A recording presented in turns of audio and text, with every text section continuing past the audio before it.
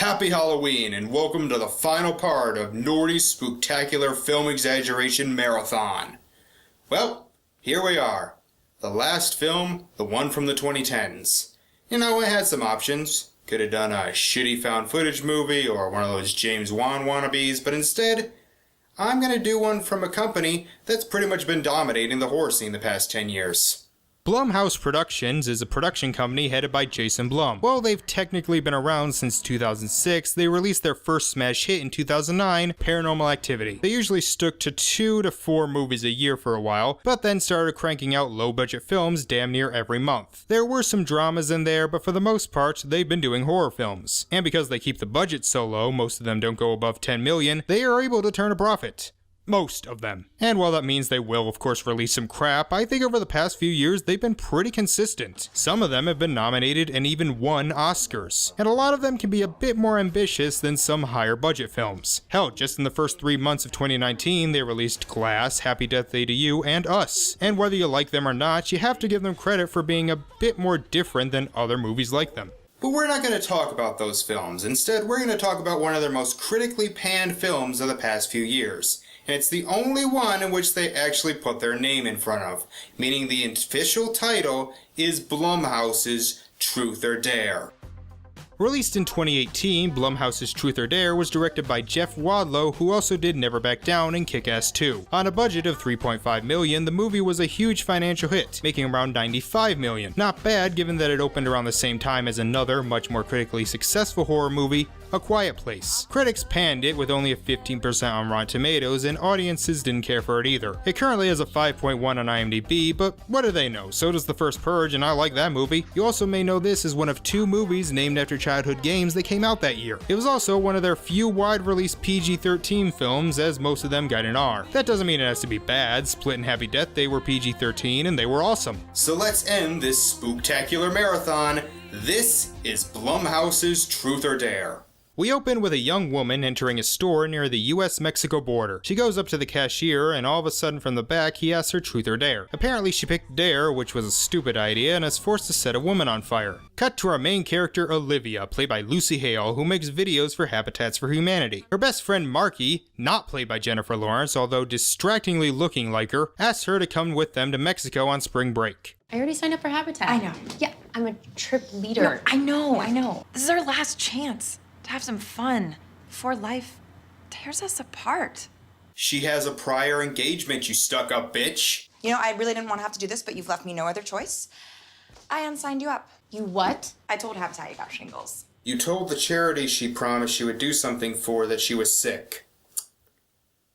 That's something that a super control freak would do. Their other friends, Penelope and Tyson, tell her they will help build houses later if she comes with them, and she agrees. Peer pressure. You know, friendship. They also have a gay friend named Brad who's afraid to come out to his father. Just based on the premise, you know where this is going. And finally, there's Marky's boyfriend Lucas, played by Taylor Posey, you know, the guy from Teen Wolf. Take your bets if this is going to be better or worse than Yoga Hosers. After opening credits shot in Instagram vision because 2010s, they go to a party where Olivia is harassed by one of their classmates named Ronnie. Ronnie is that character, the dude bro whose only thoughts involve his dick and some chick's pussy.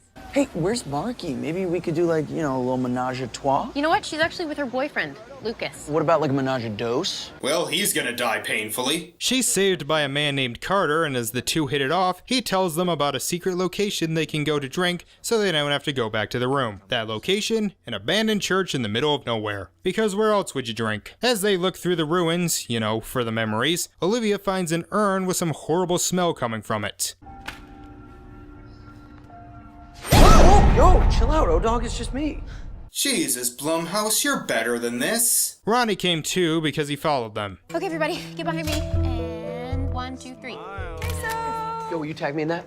Get some real friends. Carter suggests they should play Truth or Dare, and they agree. Most of them are just dumb, but there's one I would like to point to. Olivia, truth or dare? Woo! Truth. Aliens. They land right now and they give you a choice. They kill everyone in this room and then leave peacefully, or they kill the entire population of Mexico, but we escape unscathed. Choose. Sorry, guys. What? I just have a feeling this will be important later. The only other thing of note is that it's revealed Olivia is in love with Lucas. But when they ask Carter, he says truth, and they ask what he's planning to do with Olivia. I brought you all up here to play this game because I'm okay with strangers dying if it means I get to live. It sounds insane, but the game is real. Once you're asked, you're in. Okay, wherever you go, whatever you do. So yes, that's our premise. The game is real. Anytime they are asked truth or dare, they have to do or answer or they die. And I admit, I kind of like that idea. I mean, yeah, some scoff at it, but I think it has the opportunity to be fun and suspenseful. So let's see where it takes it. They get back to school, and after several minutes of boring, where the only thing of note is that we learn Marky's father died, Olivia goes into the library where she is finally asked. Hey, Olivia. Truth or dare? The fuck? She's being hounded by a Snapchat filter? Blumhouse, you managed to make a baby mask scary in the movie you did before this? How is this the stupidest thing I've seen? What even is that face anyway?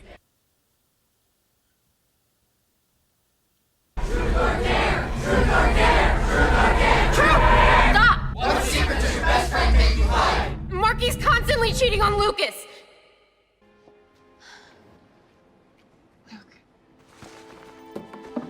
I'm serious. I'm seeing things. Touch me again and I'll break that hand. Yeah, I don't think you have any reason to judge. You're a manipulator and a cheater. Fuck you. Yo, what's up?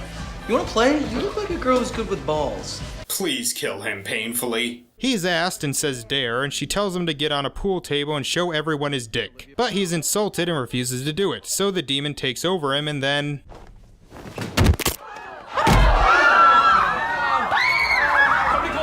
That's it? That's all this sleazeball gets?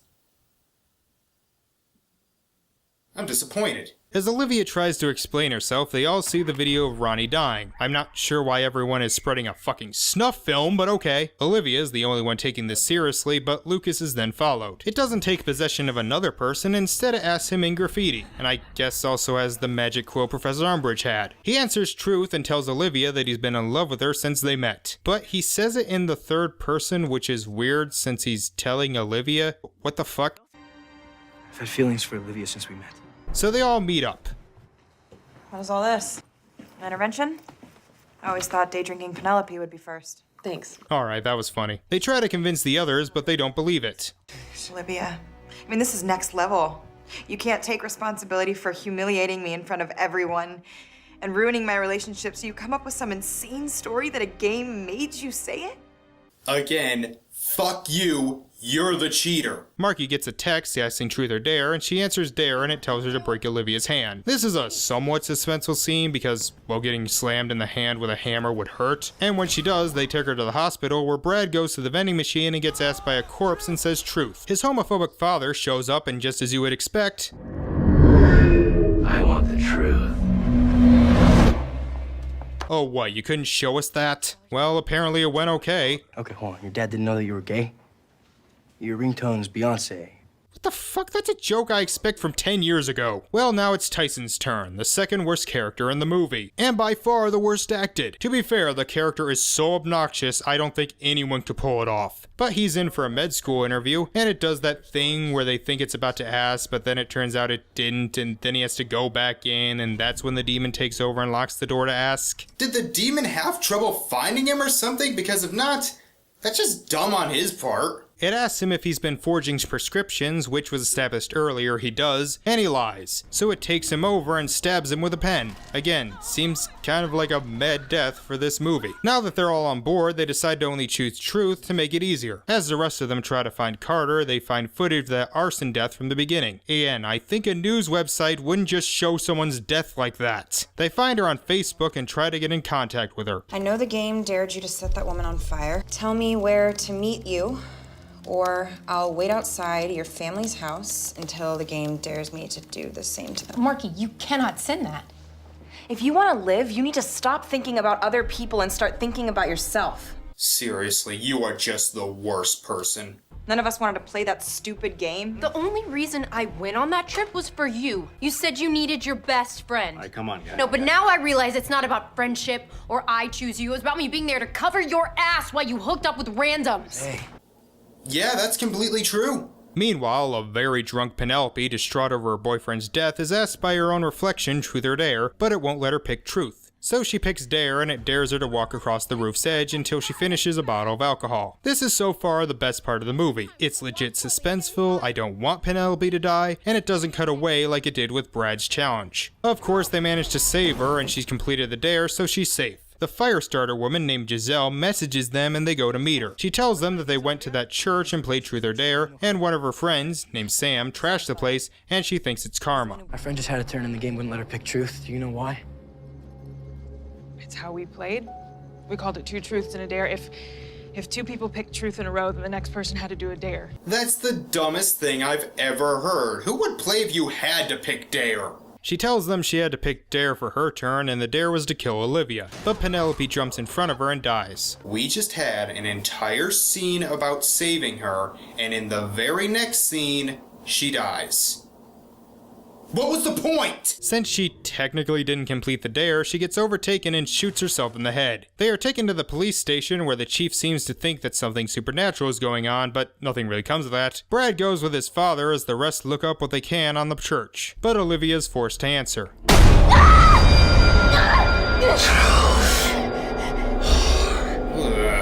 probably the scariest face in the whole movie. She picked dare and it told her to sleep with Lucas. Why would you pick dare? If I picked truth, I was just forcing someone else to pick dare. How noble. You fucking stupid bitch! You were the one who cheated on him, and if she doesn't do it, she will die. Fuck you! She storms off because she's a fucking asshole, and Olivia admits that she can't pick truth because there's some secret she never can tell Marky. So the two have sex, and during said intercourse, the entity takes over Olivia and asks Lucas truth or dare. And when he says truth, it asks who he's truly in love with. I care about you. I'm in love with Marky. Why? Olivia and Lucas head to Mexico to find a woman who may know something about this, as Marky chooses truth and is asked why she holds onto the gun her father used to kill himself. Sometimes I think about using it. Yeah, I so don't care. So in by far the most boring scene, the two meet with a woman named Inez, who cannot speak but manages to convey the information needed. Apparently one of the priests molested them as they try to use magic to save themselves, and it summoned a demon named Calyx. It killed most of the girls and the priests, but they managed to stop it. She tells them they can stop it if the person who evoked it can trap it again by saying a spell 7 times and cutting out their tongue, trapping it in a wax jar. Alright, after all that, they now have to find a guy named Sam, as Giselle mentioned earlier that he was the one who broke the jar and unleashed the spirit. So when Carter and his friends broke the pod, the mission. The demon was freed and possessed their game of truth or dare. And we have to find whoever broke that pot. But Giselle says somebody named Sam trashed the place? And we have no idea who Sam is. It's Carter. It shouldn't be that hard to figure out. Brad's father shows up and Calyx possesses him. He is forced to pick dare and is told to grab his dad's gun and make him beg for his life. That goes about as well as you expect. I'll put down the gun. What's that gonna prove, Brad? Just beg and I'll put down the gun. Why are these death scenes so lame? So far, we've seen someone being set on fire, a fall with a broken neck, a pen to the eye, and 3 gunshots. You are obviously trying to be like Final Destination. Those movies had wonderfully over-the-top deaths. These are so mundane and boring. And on top of that, there's no suspense on whether they'll get out of it or not, because Calyx can just take them over if they refuse. Olivia is asked truth or dare, and she picks dare. I dare you to tell Marky the secret you fear most. Oh, fuck off. So what is this horrible secret? I was there the night your dad died. I know what happened. He was drinking and he offered me one, so I took it. We had a few, and then he told me that he had been fired that day because he was drinking on the job, and I felt really bad for him. And then he called me beautiful. And I didn't know what to do, and then he leaned in to kiss me, and I tried to push him off. I didn't do it, but he kept coming back stronger. But finally, I got free. Okay, movie. Are you a silly, fun horror film or a serious, dramatic thriller? This movie is so damn serious, but we don't need attempted rape in it. It broke my heart. I didn't know what to do. Trust me, No, I'll never trust you again. You know what? I'm glad your dad is dead. And I'm glad you know that he tried to molest your best friend. I hope you live just so you have to live with that thought. Fuck you, you worthless fucking character! The chief informs them that Sam is still alive, and they find out what everyone else already knows, that he's Carter.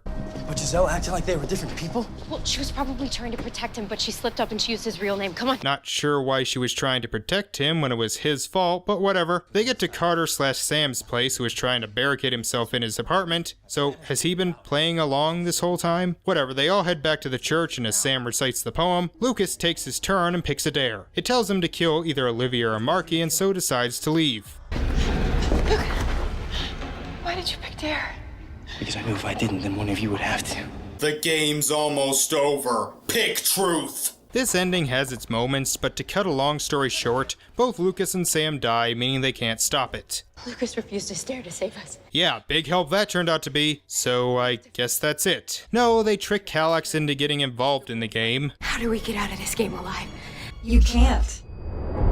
Carter was the only one who could stop this. Why did you call him Carter? You know his name's Sam. The game will never end, not as long as we're alive. What are you doing? I'm choosing you. Wait, what? My friends and I went on a trip to Mexico for spring break. We had no idea that we had encountered an unspeakable evil that wanted to play with us. The game is real. Tell the truth. Do the dare, or you die. Refuse to play. You die. It can happen anywhere, and it can come from anyone. What? I'm so sorry, but I have to ask you. Truth or dare? You just gave millions of people a death sentence so you and your shitty best friend could live a little longer? What was that thing you said earlier? I love you, but millions of people? Come on. You have to tell the truth. I am. It's the only right answer. So yeah, you lied.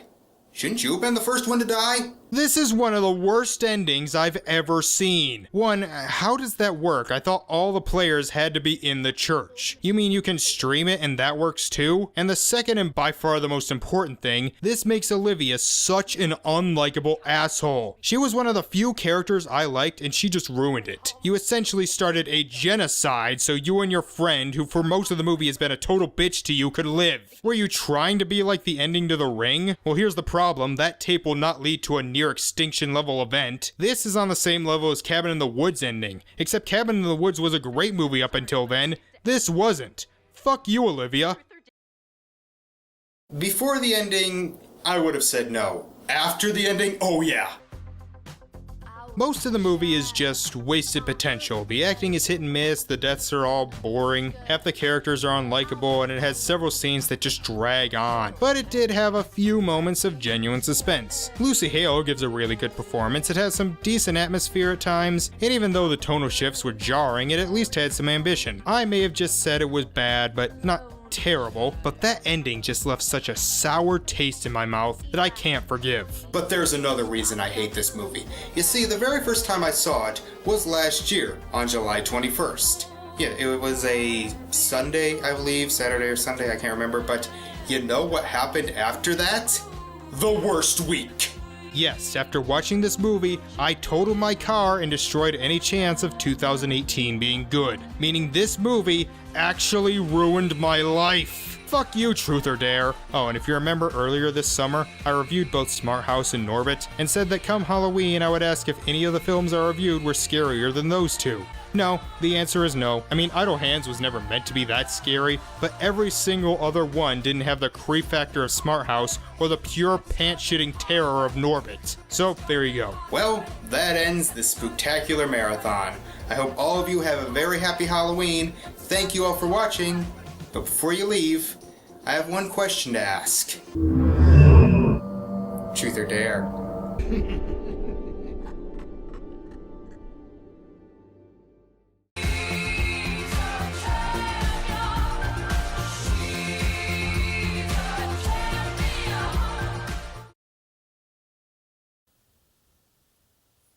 It actually does kind of hurt. I mean, if the actors had to do some, like, just that face, I mean, give them credit. That actually is kind of hard to pull off. I mean, I know the CG, why am I telling you this? I'm talking to a camera, what am I doing?